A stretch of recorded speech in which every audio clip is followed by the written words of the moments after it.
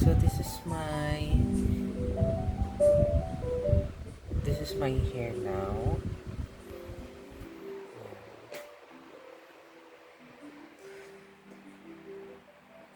In person, mas teal talaga siya. Mukha lang siyang blue sa cam. Pero yan, tapat ako sa ilaw. Basta may distinction dito blue. Tapos dito teal, ayan o. Diba? Ayan, so that's my hair now.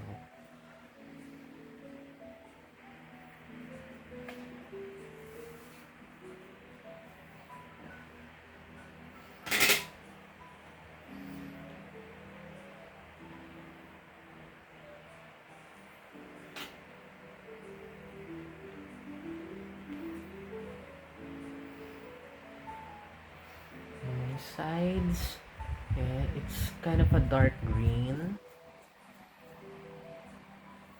Yeah, this is my hair now.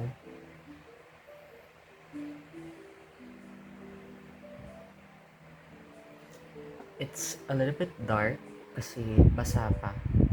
Pero kung di yan basa, siguro mas makikita yung natural na vibrancy and natural color payoff. Maybe that's my hair when it's wet.